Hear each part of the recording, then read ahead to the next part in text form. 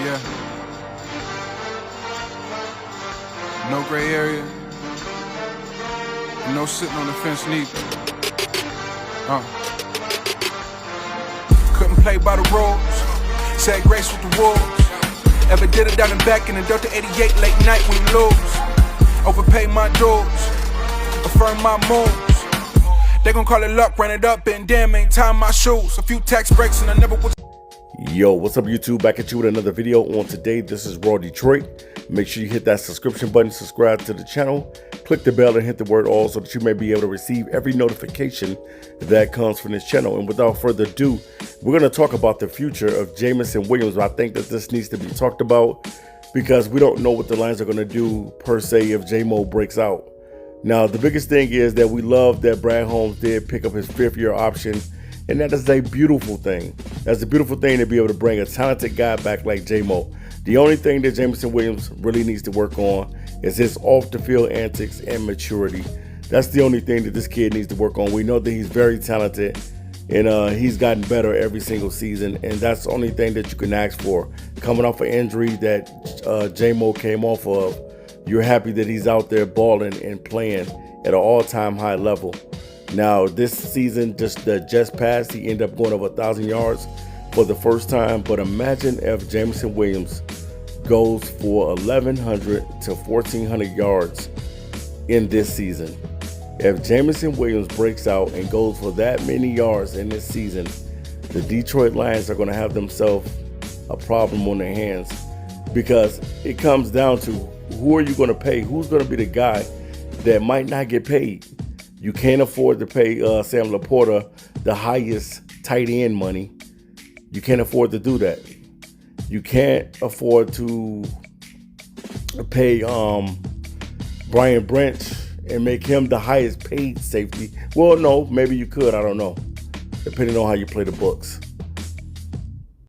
But you also have to think about Jahmyr Gibbs and Aiden Hutchinson. These guys are going to be the highest paid at their position. Aiden Hutchinson, if he goes out and has a dynamic season with the Detroit Lions, I guarantee you he's going to be one of the highest paid defensive ends in all of the National Football League. And definitely, man, shout out to Aiden Hutchinson for working himself back and getting himself back in tip-top shape to get ready for the season. And hopefully when he gets out there, he'll be able to trust his body and just go out there and be the old Hutch and dominate like we know that Hutch can dominate. But at the same time, you have to be thinking about Jameson Williams' future, because we know that he's a very, very good player. And you really don't want to lose a guy like this, especially not to a team like Buffalo, a team like the Kansas City Chiefs, the Baltimore Ravens, any of these playoff teams that can use another wide receiver that's a good wide receiver like Jameson Williams. You don't want to lose him to none of those teams because you would have to face off with them, and you know what Jameson Williams is capable of doing. He's one of those guys that he doesn't have to have 1,000 targets. He doesn't need that many targets to go off. He's a guy that could probably catch 5 to 6 balls in a game and go over 100 yards and can also score 2 touchdowns. That's how good Jameson Williams really is. We haven't really seen the best of him yet. And I think that this season, if this dude happens to rack up over 1,100 yards, 1,100 plus yards, and grabs about 8 to 10 touchdowns, the Detroit Lions are going to find themselves in trouble, because you're going to have to figure it out who's going to be the odd man out. You still got to think about Jack Campbell as well. Are you going to give an extension to Jack Campbell? Right now, Alex Anzalone is wanting an extension. Maybe you give Anzalone a 2-year deal. You know, maybe you give him something on the likes of, I don't know, maybe 20, 25 million, something like that. Maybe he gets the same deal that Barnes gets. And I think that's the reason why Alex Anzalone is probably right now wanting a new contract, because he sees the contract that Derek Barnes just got from the Lions. I think he got a contract that is worth like $25 million. And Anzalone is probably thinking to himself, like, look, I came back from my injury and I helped this team out when we were struggling. I came back, early. Still had stitches in my arm, and I went out there and gave it my best. And I just feel like I'm a little underpaid, and I would like to get the same type of contract that Derek Barnes got. So maybe that's something that Alex Anzalone is looking for. But at the end of the day, the Lions have gotten themselves in a tight situation, because you got to think about who's going to be the odd man out, who's not going to get paid. Is everybody going to get paid? Is Brian Branch going to get paid? Is Sam Laporta going to get paid? Is Jack Campbell going to get paid? Is Alex Anzalone, is he going to get paid? So you got all these different guys that you have to worry about. And if J-Mo goes over 1,100 yards and grabs 8 to 10 touchdowns, he's gonna make a lot of money, man. He is going to be making a lot of money, and J-Mo could be anywhere from $90 million to $100 million man. And I don't think that the Lions can afford to keep another receiver at that price.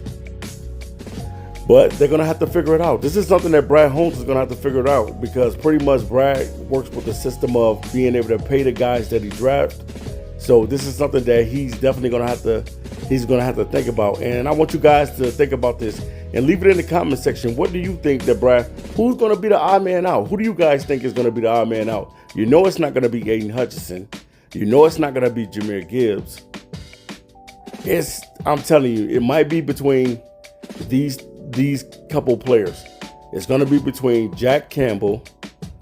It's going to be between hold on. Let me put it like this: Jack Campbell, Sam Laporta, Brian Branch, and J-Mo. One of these guys may be the odd man out, and you may not be able to pay everybody.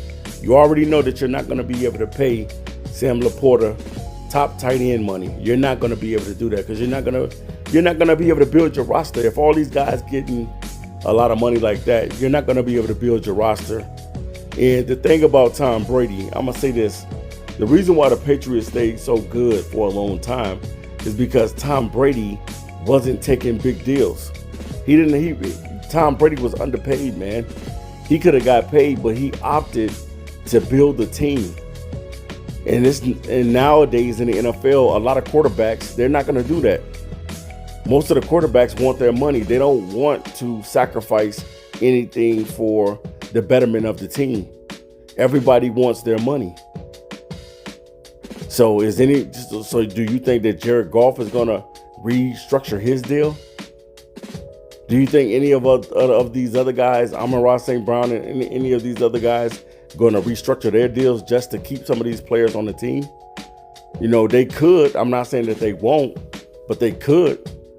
But it's going to be interesting, man, to see how Brad Holmes handles this J-Mo situation. Because if J-Mo goes out there and ball, I'm telling you guys, he's going to be owed a lot of money. You got to think about it, too. He's a first-round pick. Jameson Williams is a first-round pick. So he is going to get a boatload of money. If he goes over 1,100 yards, just breaking his record from last season and grabbing like a few more touchdowns, anywhere between 8 to 10 touchdowns, is going to be phenomenal for him. And maybe he catches 65 to 70 balls on a season, because I know Jared Goff has to spread the ball around. So we really got to think about this. What is Brad Holmes going to do with the Jameson situation when it pops up? Because it's going to come back and it's going to revisit him, and it's going to be in the near future where you're going to have to think on what are you going to do with Jameson Williams. Are you going to sign him back, or are you going to let him walk? At the end of the day, you can't pay each and every one of these guys. Somebody's going to be the odd man out, and you may have to lose a player in order to keep a player. So we're going to see what Brad Holmes does in the future. But at the same time, I definitely love Jameson Williams being a part of the Detroit Lions. I think that he's going to mature and he's going to get better even in this season. And if he happens to go out there and really balls out and breaks out and has an explosive season, then the Detroit Lions are going to have to pay up. And man, paying the price for Jameson Williams is going to be big time, because he can get paid anywhere between 90 to 100 million. Because this dude is straight up box office. So I can't wait to see, man, what Brad Holmes is going to do. But leave it in the comment section, guys, who you think is going to be the odd man out when it comes to Brad Holmes happen to re-up on everybody's deal.